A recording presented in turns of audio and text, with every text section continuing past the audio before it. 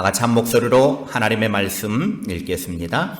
예수께서 거기에서 떠나가실새 두 맹인이 따라오며 소리질러 이르되 다윗의 자손이여 우리를 불쌍히 여기소서 하더니 예수께서 집에 들어가심에 맹인들이 그에게 나아오거늘 예수께서 이르시되 내가 능히 이 일 할 줄을 믿느냐 대답하되 주여 그러하오이다 하니 이에 예수께서 그들의 눈을 만지시며 이르시되 너희 믿음대로 되라 하시니 그 눈들이 밝아진지라.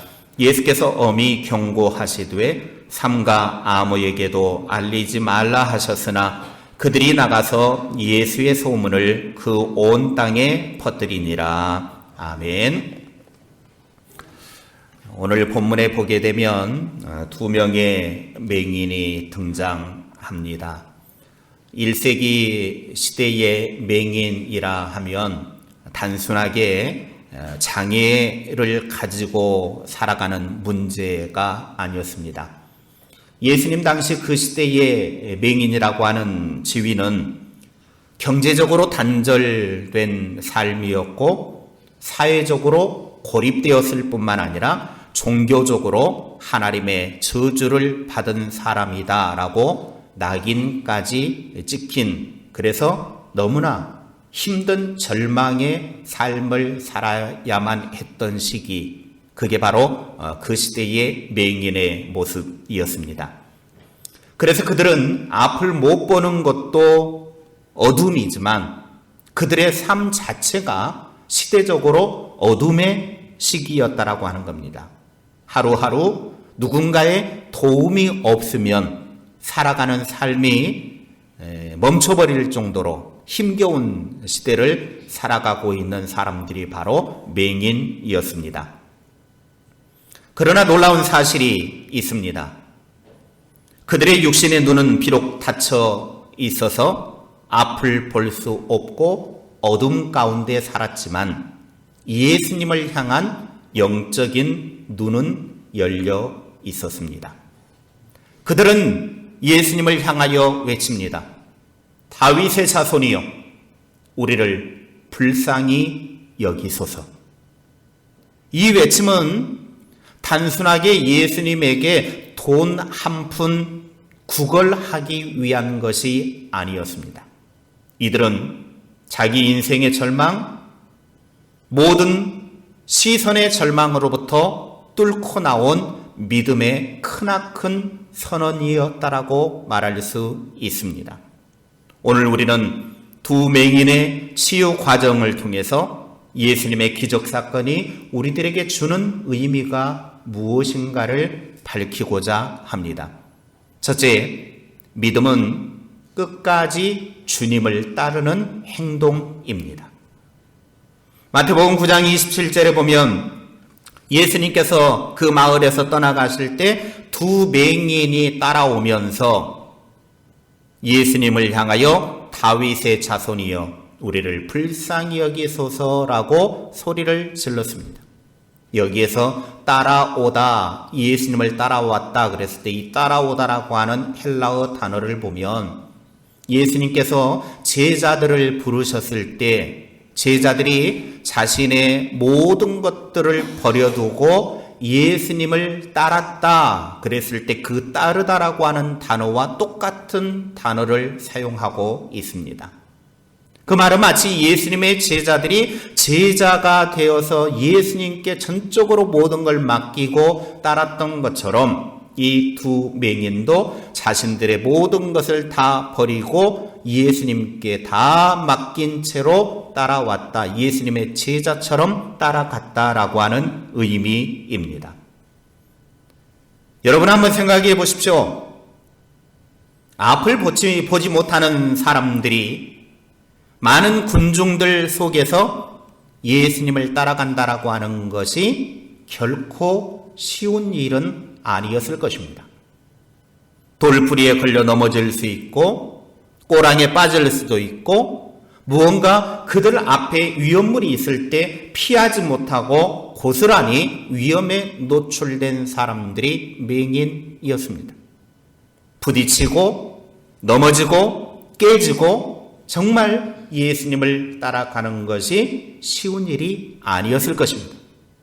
그럼에도 불구하고 그들은 힘들다고, 어렵다고, 위험하다고 예수님 따르는 이 일을 포기하지 않았습니다.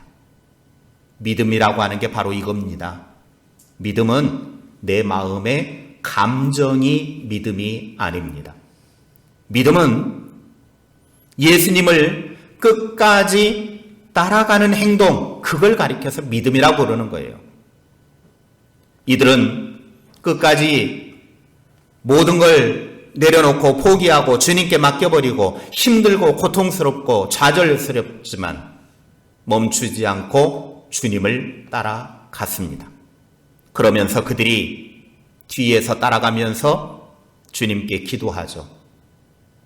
그들의 기도를 보게 되면 그 기도가 유창하거나 멋지거나 대단한 기도가 아니었습니다. 그들의 기도는 아주 짧았습니다. 우리를 불쌍히 여기소서. 한번 따라합시다. 나를 불쌍히 여기소서. 여러분, 이 기도가 뭔가 막 어마어마한 기도가 아니잖아요. 길지도 않잖아요. 아주 간단해요. 불쌍히 여겨주소서. 우리를 불쌍히 여기십시오. 종교개혁자 마틴 루터는 이 부분을 해석을 하면서 이렇게 말을 했습니다. 참된 기도는 자신을 의롭다 하지 않고 오직 하나님의 자비를 구하는 것이다. 시편 55편 22절 말씀에도 보면 네 짐을 여호와께 맡기라. 그가 너를 붙들어 주시기.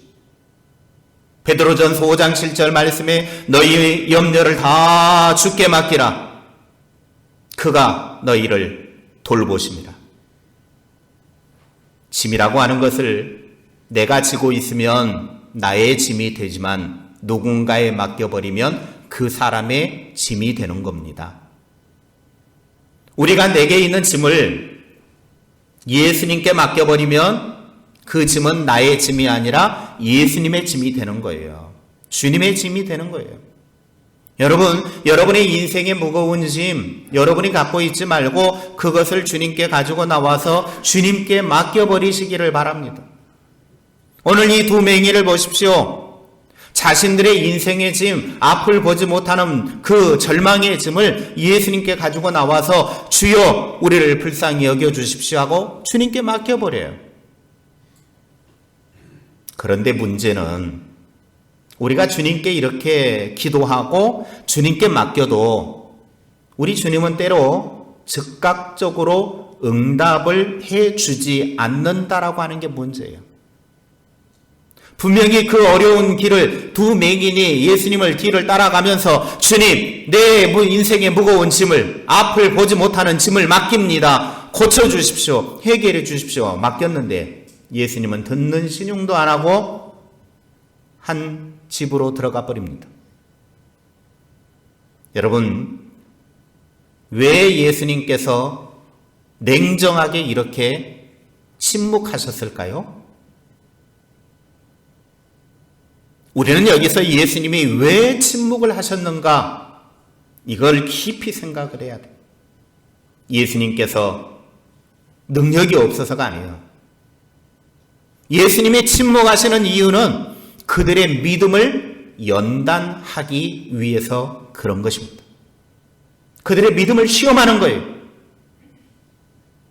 사랑하는 성도 여러분, 여러분이 아무리 기도하고 외치고 여러분의 짐을 맡겼는데 주님이 아무 반응을 하지 않을 때 주님이 안 계신 것이 아니라고 하는 사실을 믿으시기를 바랍니다. 주님이 침묵하시는 이유는 우리를 더 깊은 믿음으로 부르시기 위한 초청이라고 하는 것입니다. 그러므로 주님이 내 부르짖음에 응답이 없고 내가 주님께 짐을 맡겼는데도 주님이 전혀 받아주지 않는 것과 같은 그런 상황이 왔을 때 나를 더 큰 믿음의 자리로 초대하고 있다라고 하는 사실을 기억하시고 끝까지 낙심하지 말고 주님을 따르시기를 바랍니다. 둘째, 믿음은 예수님의 정체성을 신뢰하는 거예요. 마태복음 9장 27절에 예수님이 지나가고 있을 때 두 맹인이 따라오면서 소리를 지르며 예수님을 뭐라고 부르고 있습니까? 다윗의 자손이여 그랬습니다. 다윗의 자손이여. 이들이 예수님을 한 인간으로 본 게 아니에요. 여기에 말하는 다윗의 자손이라고 하는 말의 의미는 그냥 한 인간의 후손이다, 다윗의 후손이다, 누구의 핏줄이다, 누구의 가문의 자식이다, 이걸 말하는 게 아니라는 거예요. 이 두 맹인이 다윗의 자손이여 우리를 불쌍히 여겨주소서라고 말했을 때 이 다윗의 자손이라고 하는 말의 의미는 이들은 성경을 깊이 있게 뚫어보고 있는 영적인 시력을 가지고 있었다라고 하는 것을 알 수 있습니다. 이사야 35장 5절의 말씀에 보게 되면 메시아가 오게 되면 맹인의 눈이 밝게 될 것이라고 하는 예언의 말씀이 있습니다. 그러니까 지금 이 두 맹인이 예수님을 보았을 때 단순하게 다윗의 자손, 다윗의 혈통의 한 인간으로 본 게 아니라 하나님이 예언하신 메시아라고 하는 것을 보는 눈이 열려 있었다라고 하는 것입니다. 시력이 멀쩡했던 종교 지도자들은 자신들의 눈앞에 예수님이 서 계셔서도 그 예수님을 제대로 보는 눈이 없었습니다. 그래서 배척했습니다. 그러나 오늘 이 눈먼 이 두 사람은 어떻습니까? 성경의 약속을 통해 예수님이 하나님의 아들, 하나님이 약속한 메시아라고 하는 것을 정확히 보고 있었습니다. 예수님은 그들이 눈을 고쳐달라고 자신들의 짐을 맡기며 불쌍히 여겨달라고 소리를 지르고 따라왔지만 침묵 가운데 집안에 들어가 버렸고 이들은 그 집안까지 함께 따라 들어옵니다. 예수님은 이제 그들을 향하여 질문을 합니다. 내가 능히 이 일 할 줄을 믿느냐? 내가 능히 너희들을 고쳐줄 줄로 믿느냐? 이 질문은 단순하게 병을 잘 고치는 치료자인지 아니면 만물을 다스리는 전능한 하나님의 아들 메시아인지를 묻고 있는 거예요. 내가 능히 이 일 할 줄 믿느냐? 단순히 병 고치는 한 인간으로 아느냐? 아니면 하나님의 아들 메시아로 알고 있느냐? 질문하고 있는 거예요. 그래서 종교개혁가 칼빈은 믿음의 가치는 믿는 자의 확신의 강도가 아니라 그 믿음이 붙들고 있는 대상에 있다라고 그렇게 밝히고 있습니다.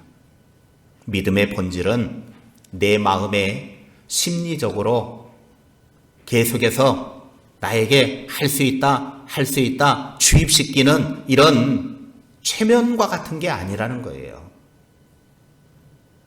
내가 믿는 예수님이 누구이신가? 거기 그 예수님이 누구이신가를 아는 데서부터 시작되는 게 바로 믿음이에요. 지금 이들은 예수님을 하나님의 아들 메시아로 믿고 있었습니다. 여러분은 예수님을 어떤 분으로 알고 있고 믿고 있습니까? 그저 예수님이 내 인생의 문제, 삶의 문제, 고통스러운 문제를 해결해 주시는 해결사 정도로만 믿고 있습니까? 아니면 내 인생의 주권자로, 메시아로 신뢰하고 있습니까? 믿음은 내 안에 확신이 아니라 예수님이 누구신가를 믿는 데서부터 시작합니다. 예수님은 하나님의 아들 메시아이심을 믿으시기를 바랍니다. 셋째, 믿음의 분량대로 역사가 일어납니다. 예수님이 두 맹인에게 내가 능히 이 일 할 줄을 믿느냐 물었습니다. 그때 맹인들이 뭐라고 대답을 합니까? 주여 그러하오이다. 주님은 하나님의 아들 메시아이시기 때문에 능히 하실 수 있는 분입니다. 그러자 예수님께서 29절에 이렇게 행동에 옮기시죠. 그들의 눈을 만져주시면서 너희 믿음대로 되라. 예수님이 그들의 눈을 만져주신 행위는 예수님의 말씀의 능력, 권위가 없어서 그런 게 아니에요.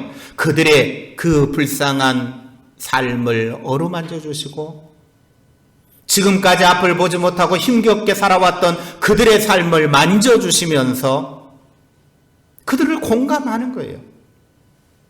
그러면서 너희 믿음대로 되라 그래요. 그러니까 눈이 치료되고 안 되고는 그들의 믿음의 분량에 맞게끔 일이 일어나게 된다는 거예요.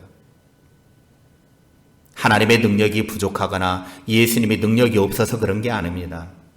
믿음은 하나님의 능력을 담는 그릇과 같은 겁니다. 아무리 폭포수와 같은 은혜가 부어져도 하나님의 은혜가 이곳에 아무리 막 쏟아 부어진다고 해도 내가 그 은혜를 담을 만한 그릇이 종지만한 이 작은 그릇이면 그거밖에 못 채우는 거예요. 세숫대야만 하면 세숫대야만큼 채우는 것이고 항아리만 하면 항아리만큼 채우는 것이고 여러분이 가진 믿음의 용량, 그릇을 얼마만큼 준비하고 있느냐에 따라서 채워지는 은혜가 달라지더라는 것입니다. 하나님의 무한한 능력과 은혜를 담아내는 우리 편에서의 영적 그릇이 바로 믿음입니다. 오늘 본문 30절에 보면 그 눈들이 밝아진지라 그렇게 기록을 하고 있습니다. 여기에 밝아졌다라고 하는 헬라어 표현을 보면은 시점이 수동태적 의미를 가지고 있어요. 그 말은 무슨 말이냐면 그들의 눈이 밝아졌다고 했을 때 자기들 스스로 눈을 뜬 것이 아니라 하나님의 주권적인 손길이 그들의 닫힌 세계를 강제로 열어주셨다 그 말입니다. 그들이 예수님을 하나님의 아들 메시아로 믿었을 때 그 믿음에 기초하여 하나님이 그들의 영적인 눈을, 그들의 보이지 않는 인간의 눈을 강제적으로 하나님이 열어주셨다는 거예요. 여러분, 영적인 원리는 명확합니다. 환경이 변하고 상황이 변해서 믿는 것이 아니라 내가 먼저 믿음이 있을 때 하나님이 개입하여 주시고 하나님이 상황을 바꿔 주시는 겁니다. 오늘 우리 주님은 우리의 믿음의 크기대로 역사하심을 믿으시기를 바랍니다. 우리의 아멘이 단순하게 입술로만 아멘이 아니라 하나님의 능력을 삶으로 가져오는 영적인 열쇠가 될 수 있기를 주님의 이름으로 축원합니다. 넷째, 은혜를 경험한 사람은 그 은혜를 증언함에 있어서 멈출 수가 없더라는 거예요. 이 두 맹인이 치유가 일어났습니다. 눈이 띄었습니다. 앞을 볼 수 있게 됐습니다. 하나님의 전적인 은혜로 하나님이 그들의 눈을 열어서 앞을 보게 되었습니다. 그때 예수님이 두 맹인에게 주의를 줍니다. 30절에 보면 삼가 아무에게도 알리지 마라. 아무에게도 알리지 마라. 왜 예수님이 알리지 말라고 그럴까요? 여러분, 알리면 더 좋잖아요.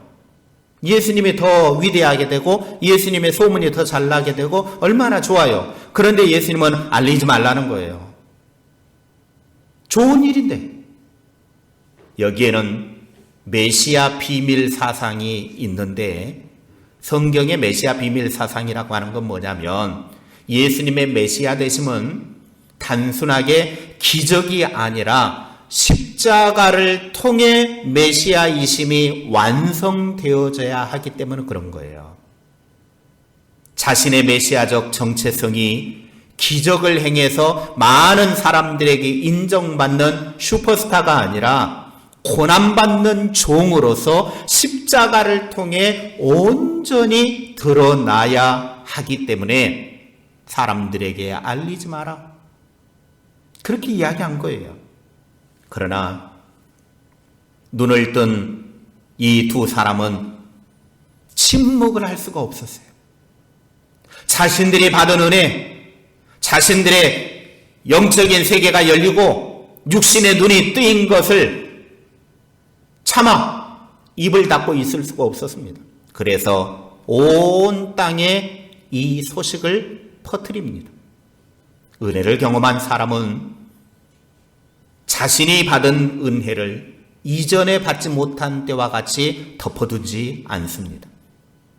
영적인 눈이 열린 사람은 어둠 속으로 다시 들어갈 수 없어요. 그렇기 때문에 자신들이 받은 그 은혜를 마음껏 선전하고 다니는 것입니다.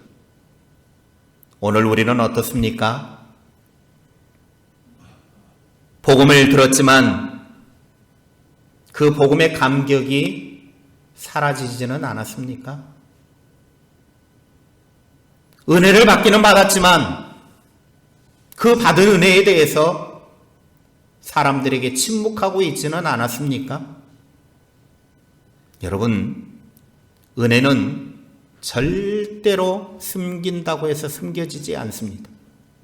우리의 삶 자체가 예수님의 소문이 되어서 우리를 통하여 그리스도의 향기가 드러나게 해야 합니다. 사랑하는 성도 여러분, 오늘 본문의 두 맹인은 비록 육신의 눈은 앞을 볼 수 없을 정도로 깜깜하게 잠겨 있었습니다. 그러나 세상 그 누구보다 찬란한 믿음의 눈을 가진 사람들이었습니다. 주님은 오늘 이 자리에 모인 여러분에게도 동일한 질문과 선언을 던지십니다. 내가 능히 이 일 할 줄을 믿느냐? 주여, 그렇습니다. 그래, 너희 믿음대로 되라. 혹시 여러분 중에 무너진 건강 때문에 앞길이 막힌 자녀들의 장래나 끝이 보이지 않는 경제적인 고난이나 인생에 풀어내지 못한 삶의 문제들, 아무리 기도를 해도 응답되지 않는 그런 것들 때문에 포기하고 계신 분이 있습니까? 지금 현실의 장벽 앞에서 믿음의 발걸음을 멈추어 버리고 있지는 않으십니까?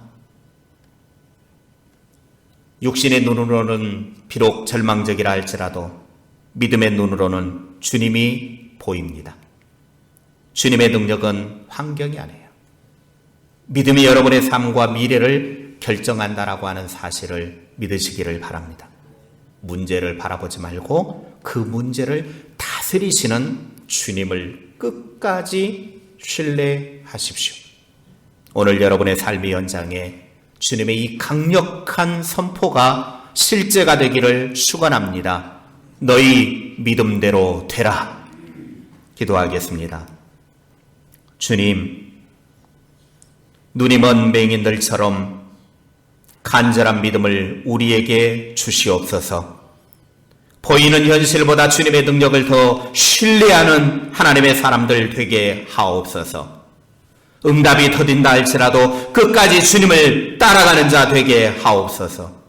우리의 삶 속에서도 너희 믿음대로 되라는 말씀이 이루어지게 하시고 은혜를 경험한 증인의 삶을 살게 하옵소서. 예수님의 이름으로 기도하옵나이다. 아멘.